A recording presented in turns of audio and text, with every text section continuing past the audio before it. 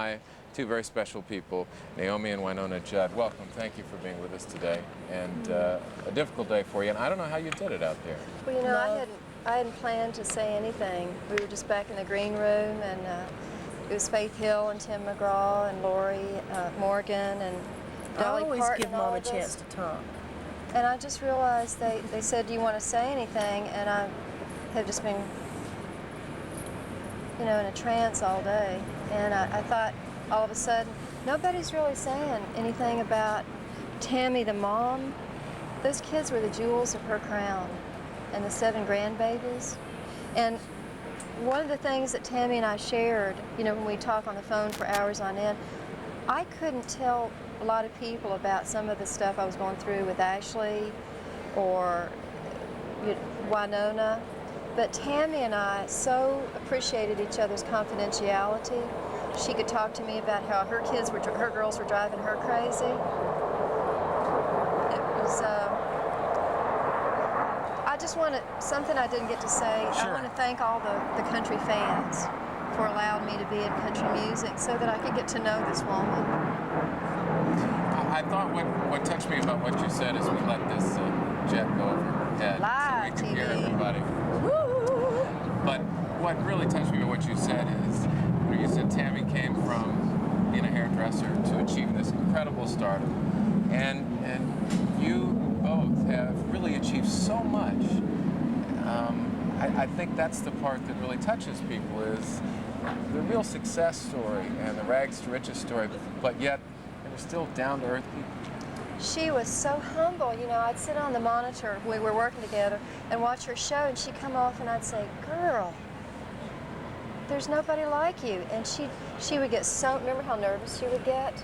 That always was so ironic to me. She was the most humble woman. I was telling why. She was born down in Mississippi. Right. And her daddy died when she was just a little girl. She never knew her daddy. And Mildred, I knew her mom, went to work at the defense plant during the war. And she had to go live with her grandparents, who were cotton farmers.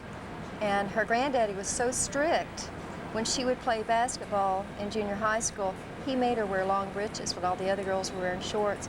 And she kept this copper thing in her kitchen that had cotton bolls in it. When you look back, when you were growing up, what do you remember about Tammy Wynette? Well, first of all, there are no more superstars, it seems, these days in country music. And don't get me wrong, there's a lot of great music coming out of here. But to me, Tammy Wynette was the woman, the classy, super woman to me. She was a mom and she was a singer. She took care of her man. She took care of her mother. She took care of everybody. Mildred. And I remember meeting her and being astonished by her grace and her kindness towards me. Because as a kid, when you meet Tammy Wynette or Dolly Parton, Or Loretta. I mean, you just don't know what to say to them. And the fact that she was so inviting and accessible, and that this woman never changed. She stayed true to her art and to her spirit. And I think she's a pioneer. If it wasn't for Tammy Wynette, I wouldn't be able to do what I do today and get away with the things I get away with today. Because when she was singing, they told her sometimes what to do. But because of her convictions, she opened doors for me and the other women in country music. When you drove up, of course there was a crowd. I don't know whether you were able to see it, but it went all the way around the Ryman Auditorium. Reminded me of the old days here at the Grand Ole Opry, where people used to line up on Friday and Saturday night to get inside this place. And once again, you mentioned the fans. It really, truly is the fans who will remember. And this day was sort of important. I guess it was important to do this in public, I did it for that. The Judd women stick together. We love each other. We love our fans. You have to step outside your own pain.